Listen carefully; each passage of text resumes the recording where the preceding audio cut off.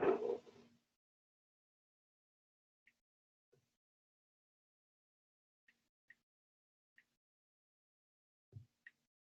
welcome to Think React Lead. Dom Faussette, executive coach and leadership speaker. Hey, I have I'm actually obviously practicing, but I just uploaded this whole Zoom situation. And what I like about it is that we can make some magic happen. So this is what I have going on. Over the last couple of weeks, I've been reading these relationship books. Let me fix this real fast. There we go. I've been reading these relationship books, and the purpose of it, and I'll be upfront, the purpose of it was to find ways to build better relationships with other businessmen and women, entrepreneurs. And what I ended up implementing was building a relationship with my spouse.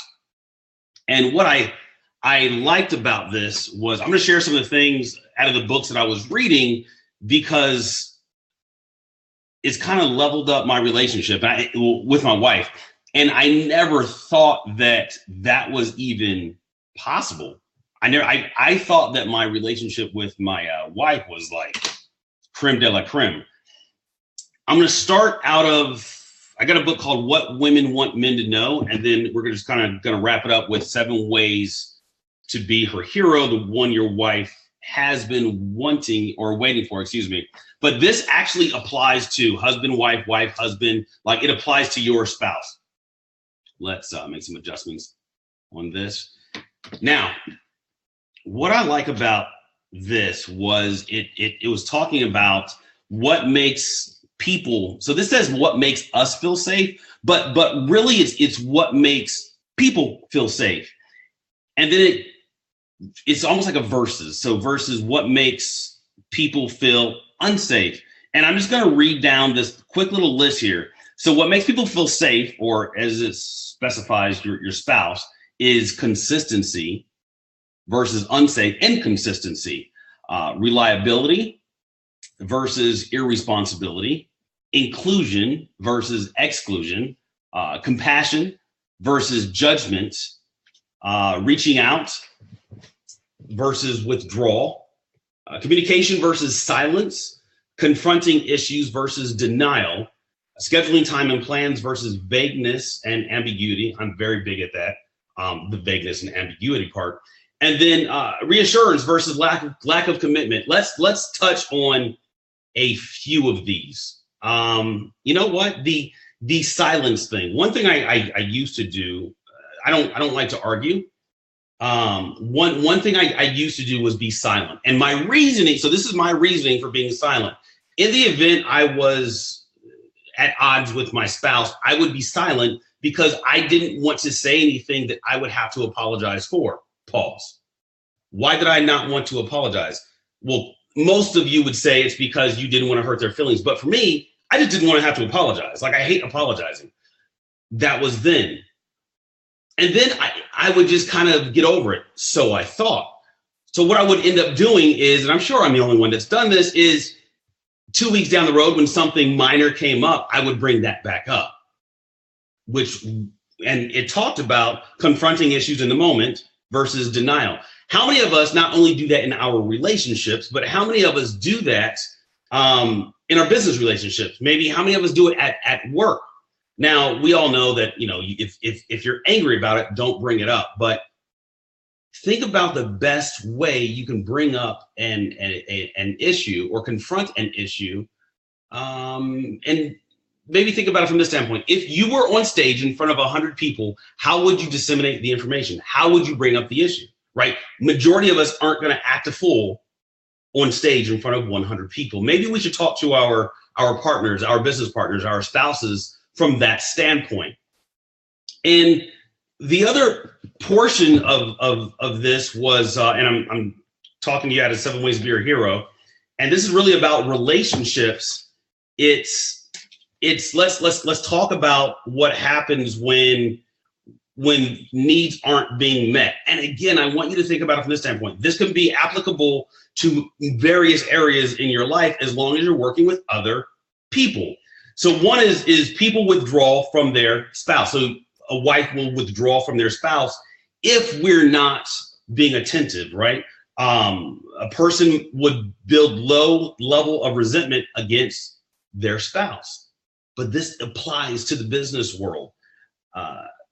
This specifically says wives grow bitter towards their husbands and vice versa. But how many of us have business partners where there's maybe some levels of underestimation of maybe the talent that you bring to the table, and that causes you to feel a certain way? Maybe it causes you to look at that partner with disdain when 2 years ago, when you got together with that partner, home or not, love was in the air. So from a business perspective, like you were passionate, you started something, you saw value in this other person that you brought on board. And this can be you to an employee and vice versa.